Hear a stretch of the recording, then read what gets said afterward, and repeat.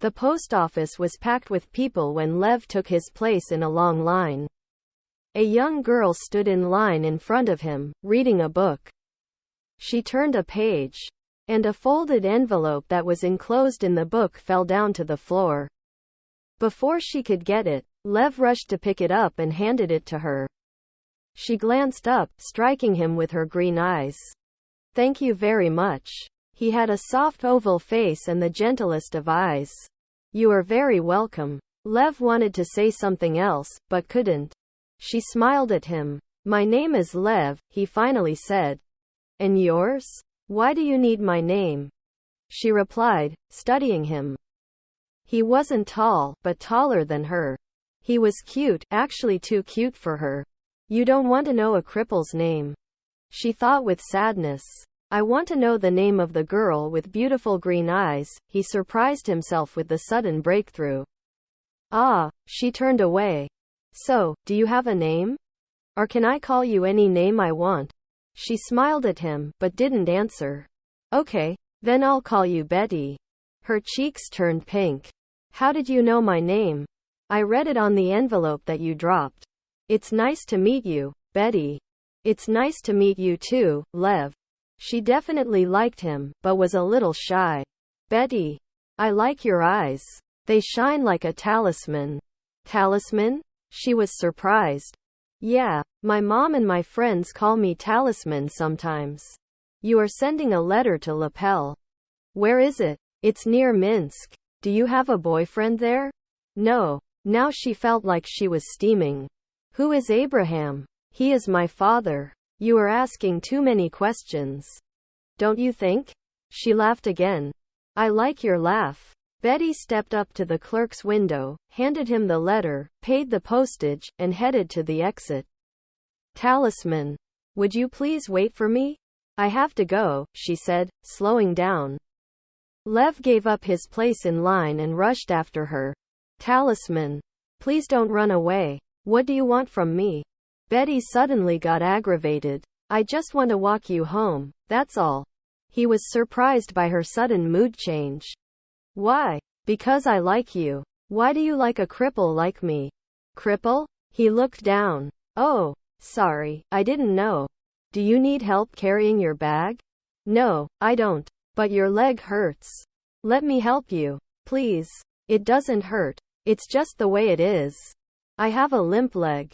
"Oh. So, can I help you carry your bag anyway?" "Do you really want to help me?" she asked with hope. "Sure. So, help me, please. This bag is killing me." He took her bag. "It's heavy. What are you carrying here? Bricks?" "No. Books."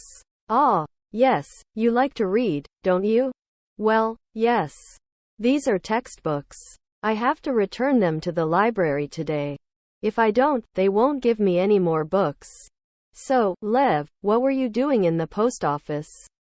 "Oh, I went to the post office because I heard on the radio this morning that a beautiful girl with green eyes would be there.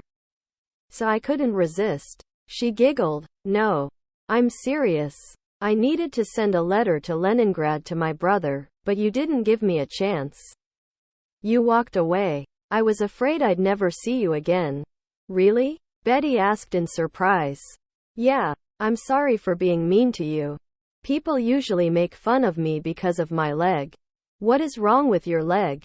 "When I was a child, I had bone tuberculosis. I never played with kids because of it.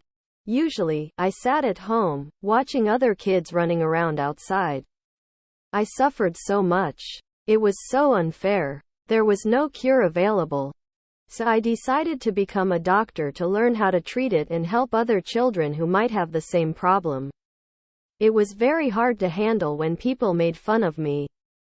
"Talisman, people are looking in the wrong place," he said, delighted. "I'm happy that I found you." Betty smiled. "Also, I think that not too many people make fun of you, if your nickname is Talisman." "Do they see what I see?" "Well, I can't say that I'm so broken. I have a lot of friends. Sometimes they call me Talisman. They think that they get lucky if I'm with them." Betty laughed. "I don't mind, as long as it makes them happy." Sometimes, they ask me to come with them when they take an exam, believing that my presence would bring them luck. This is good to know. Lev laughed. I always thought that if I study hard, I would be lucky. I guess I don't have to study anymore, because I got you. Betty giggled. They like taking me shopping with them because they believe that with me they are better at bargaining fancy clothes. That's funny. They always take me with them to all the popular shows because they think that I'm an assurance that they will definitely get tickets. Betty giggled again. That's unbelievable. Lev smiled. I guess some of it is true. When I was a girl, my mom took me to a forest to gather wildflowers. We were walking on a path when a peasant woman walked toward us, carrying a basket with strawberries. So, I asked my mom to buy me some. And the woman said, yes, sure. I'm taking these to the town market. So, you are my first customer. It's a ruble 30 for a cup. My mom thought, that's expensive, but she already promised me strawberries. She looked for money in her purse, and, not finding any change, handed 2 rubles to the woman. I don't have change, the lady said. My mom replied, that's all right, keep the change. After a couple of hours, we walked back home with a handful of flowers. The same peasant woman walked back from the town market with an empty basket. She saw us and asked my mom, do you know that your daughter is a very special girl? My mom smiled, looking at her ironically. Then, the woman spoke to me. I want you to know that you are very special. I have been selling strawberries for 40 years. And never in my entire life have I sold this fast and made this much. You were my first customer, and you paid way too much. You brought me luck. You are a precious talisman to have. So, I remember it always, and when people believe that I bring them luck, I go with them. After all, I'm going to be a doctor, and doctors help people with any possible means. They came to the library. We are here, Betty said. I'll wait for you. Lev handed the book bag to her, and she went inside. She came out in 15 minutes, carrying new books in her bag. Lev took her heavy bag. Let me help you, please. Thanks. They walked slowly, wishing that the moment would last forever. I also study, Lev said. That's good, she smiled. What do you study? Well, not now. What do you mean? I always wanted to be a shipbuilding engineer. My family lives in Kharkiv, but the colleges in Kharkiv don't have that course, so I went to Leningrad, where I was admitted into a university. I studied for a year. I was a straight A student, and they gave me a room for my excellence. Oh, that's great. Yes, I have my own room in Leningrad. So, if you come, you'll have a place to stay.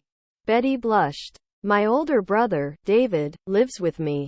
He tried to get into a college in Kharkiv, but was not accepted.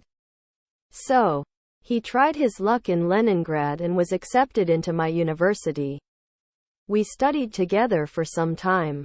Then, we started to starve because neither of us worked. We just didn't have money for food.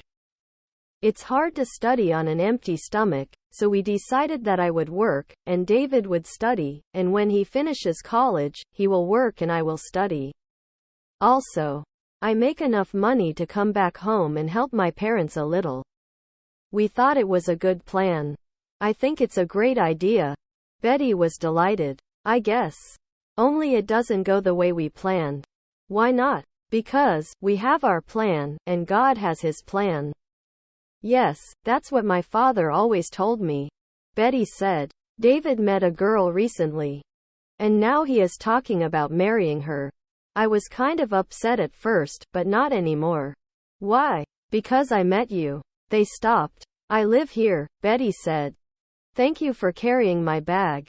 I can help you in. Lev offered. No, thank you. You can't come in. Sorry. This is not my house. I live with my aunt and uncle. My uncle is very sick. He had a stroke recently. Oh, I understand. Will I see you tomorrow, Talisman? Sure. I don't have too much time. I took a month's vacation to visit my parents. Luckily, today is just the third day of my vacation, and I hope I'll see you every day while I'm here.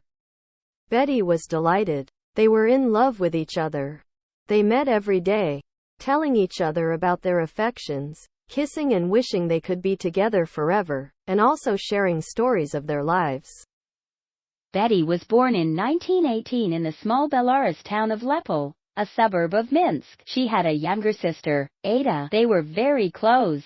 Her father, Abraham, was a very successful businessman. In 1921, when the Soviet government declared NEP, new economic politics, that allowed private trade, hoping to fix the country's ruined economy, Abraham opened a trading business. He was born to be a businessman. He hired employees, made connections, and expanded the business very quickly. It was booming. He bought a beautiful house in the convenient and prestigious center of the town. His wife, Sarah, didn't work, and instead took care of the household and their daughters. Betty and Ada lived in prosperity and were well educated, making Abraham very proud. In 1927, the government put an end to NEP. All the businessmen were declared enemies of the state and sent to Siberia. Their businesses and properties were confiscated. Abraham was no exemption. His business and house were taken away, and he was sentenced to 10 years in Siberia. Betty and Ada were expelled from school. The mother with children found themselves with no roof,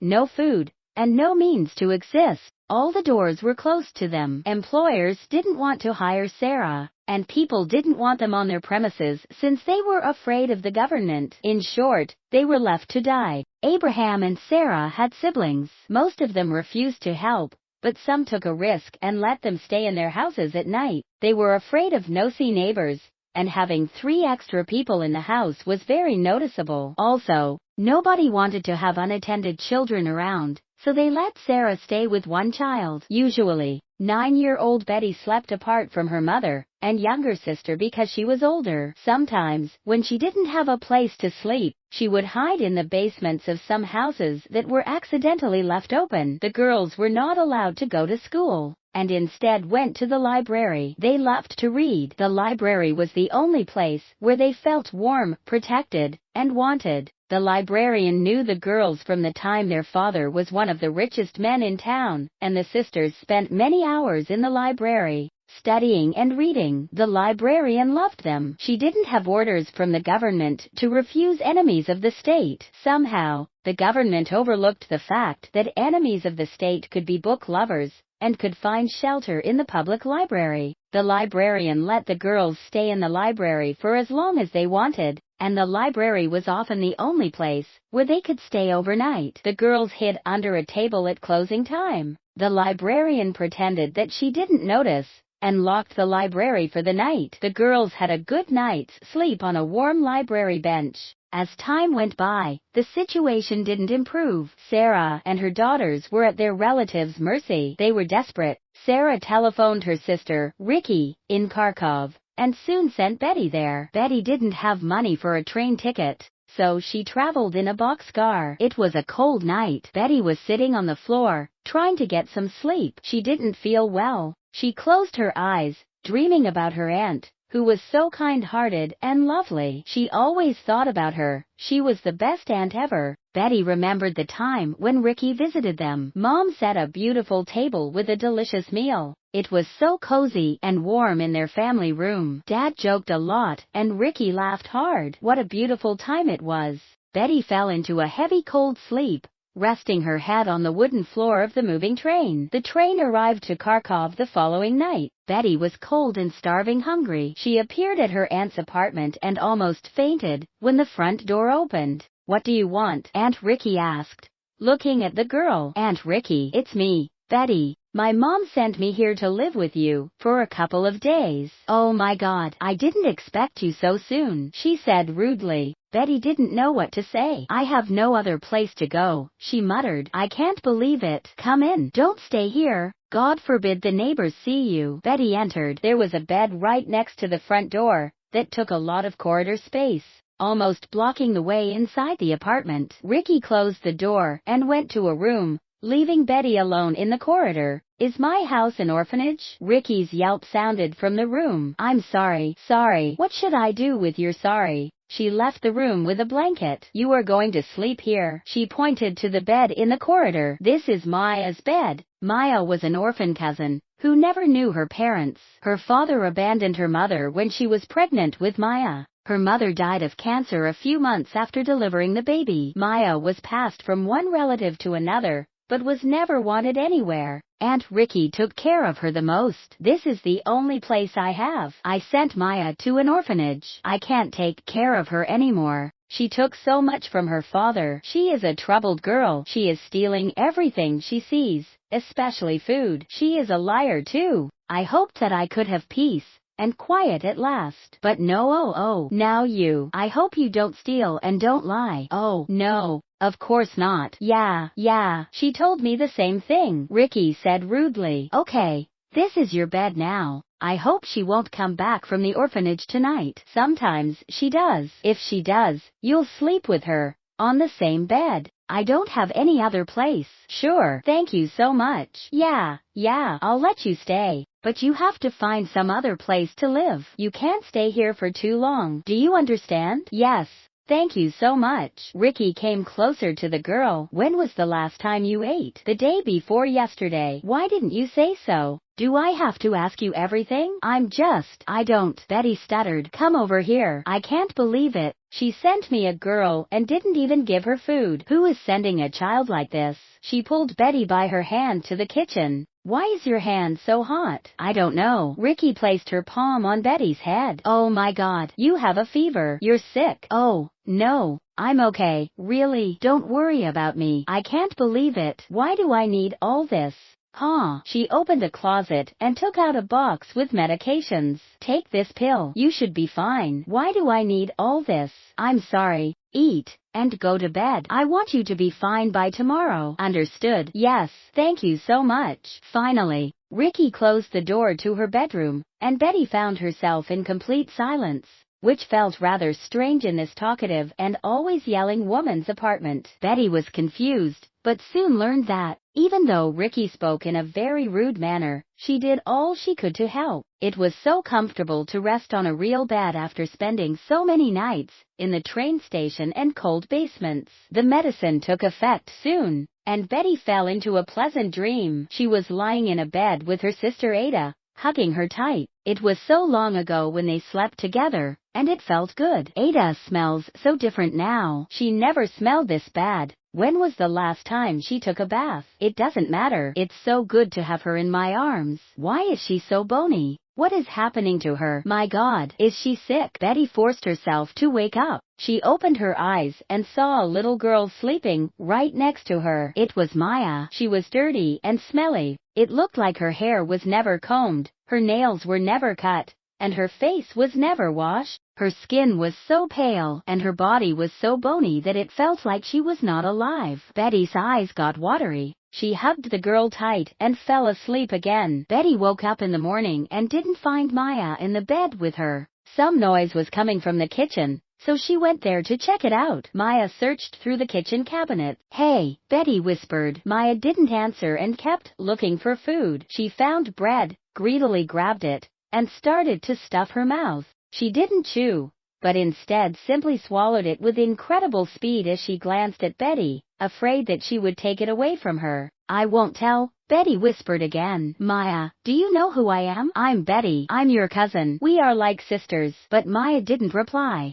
being too busy stuffing her mouth with bread. What do you think you are doing? Ricky yelled, storming into the kitchen. She suddenly stopped, looking at Betty. I thought it was you. How are you doing? She placed her palm on Betty's forehead. No fever. I'm okay. Thank you, Aunt Ricky. Maya, you again, Ricky yelled. How dare you? She grabbed the girl. Maya didn't fight, but instead kept stuffing her mouth with the rest of the bread that she stashed into her pocket. Ricky pulled her into the bathroom. You'll get sick again. How many times do I have to tell you to wash your hands? She kept yelling at the girl for another 10 minutes, bathing her. Then, Maya walked out of the bathroom all clean, wrapped in a towel. Her hair was wet and long, not messy anymore, and her cheeks were pink, but still she looked very ill because her hands and legs were very thin, like sticks. Ricky pulled her into the bedroom. You wear the towel until your clothes dry out. Betty, come over here, she called. Betty stepped into the bedroom. To her surprise, there was an old man lying on a bed. He looked at her with his eyes wide open. Maya was sitting on the bed right next to him, wrapped in a bath towel. Good morning, Betty greeted the man. He doesn't talk. He had a stroke, Ricky said. Sit with her until I prepare breakfast. Don't let her go down. The floor is cold. When she left the room, Betty sat next to Maya, hugging her as the old man looked at them, not blinking. Ricky called them later for breakfast. She was unusually quiet, and her eyes were red, like she had been crying. Aunt Ricky, it's going to be okay. I'll help you all I can, Betty said. Yeah, she nodded. Sit. You too. Eat. Then, she suddenly spoke quietly, as if trying to apologize. These orphanages don't feed children. Nobody takes care of them. At first, everybody took her for some time, but then everything collapsed, and nobody wanted her. Everybody complains that they don't have money, that have too many problems of their own. What should I do? My husband got sick. I called the ambulance. I thought he was dying. They asked me his age. I was so stupid, so I told them the truth that he's 50.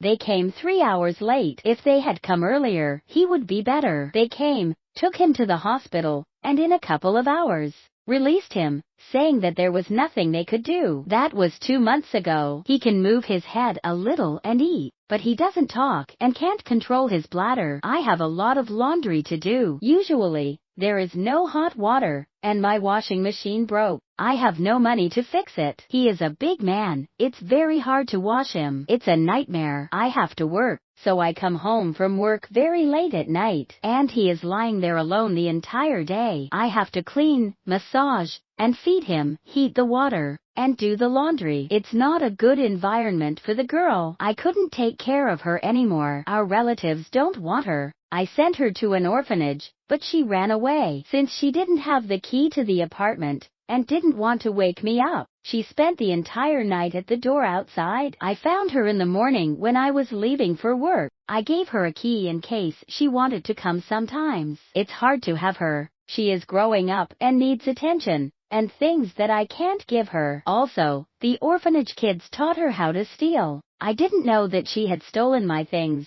and called the police. I thought that a burglar had broken into my apartment. They found out that it was her, and took her away to a correction school, where she learned how to not get caught. If only I knew it was her, I would never have called the police. Now, I can't fix the damage they did to her. I know that she was not a bad girl, but I'm the only one who knows that. We were good while Greg was okay, but now I can't afford to have a family of 3, and now 4 with you. I'll work, I promise, Betty said. You better, girl, or we will all starve to death. Don't you ever tell anybody about your parents? You won't find a job, and won't be able to rent a room if they know about your parents. Tell them that they are dead. Do you understand? Yes, I do.